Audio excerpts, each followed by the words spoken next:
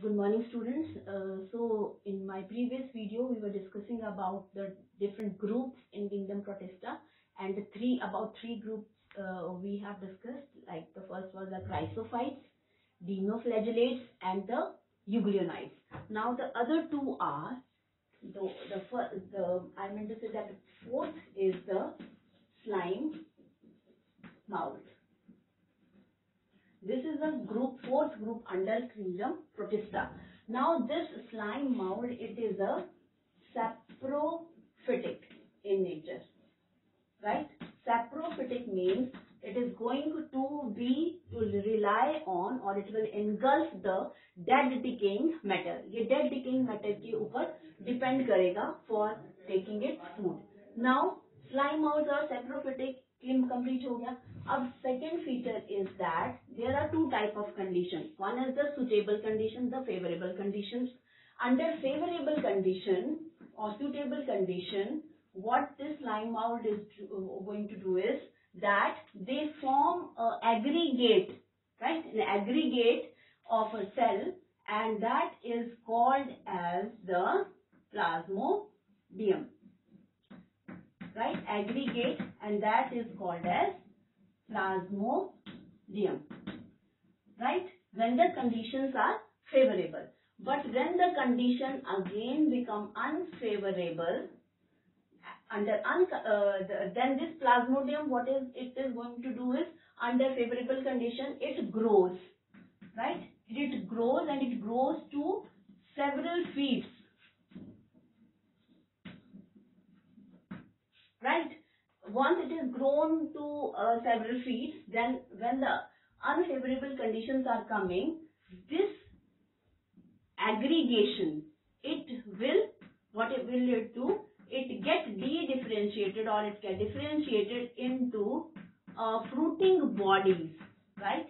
Into a fruiting bodies, and these are called as spores, right? So slime molds, the reproduction is going to take with the help of spores. So these spores, the spores are having certain points. क्या एक तो ये बहुत resistant होते हैं to the adverse climatic condition or the temperature, right? Second, they are dispersed with the help of a water or a wind, right? So this is under the slime mold. They are saprophytic.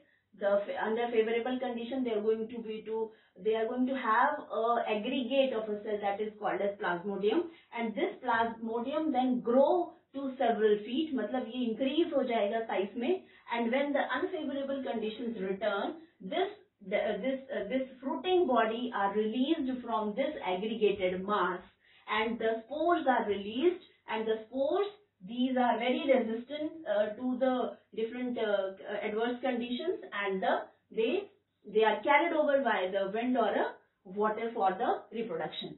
Now the last is the protozoans.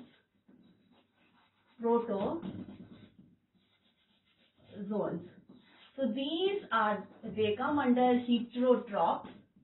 Again, heterotrophs means, again, they depend upon another.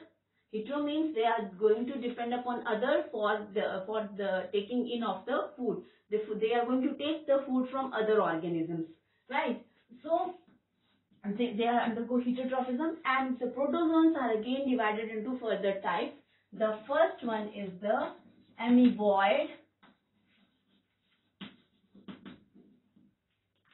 protozoans, right? Amoeboid protozoans, they live in fresh water or sea water or in a moist soil, right? Moist soil, or we can say that they are also marine. They are also found in marine water. So amoeboid protozoans, they are the category of, or this is again a group to be included under the protozoa. Example is the amoeba. Amoeba में क्या होता है, if this is the structure of amoeba, right, you know these are the pseudopodia, right, pseudopodia, and these are also called as a false feet, क्योंकि ये movement में help करते हैं, pseudopodia की हेल्प से ही अमीबा मूव करता है। Now what is going to happen is that suppose the food particle is present over here, the pseudopodia will move accordingly to engulf that very food material, and after engulfing it will take this food material into its body. So a kind of a structure is formed. Next structure is going to be like these are is the pseudopodia. They will be like this, and the food is going to be here, and the food is going to come inside the amoeba. So the pseudopodia, they are helping in taking the food in case of amoeboid protozoans. Now the second type of protozoan is the flagellated protozoan. As the name is indicating, the flagellated protozoans, flagellated protozoans. So flagellated protozoans, the flagella, they are going to have a flagella, right? So in flagellated protozoan again, they are free living,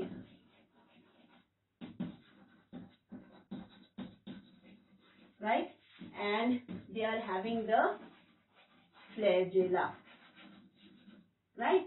And this flagella is again helping in taking in the food. So we can say that flagella helps in taking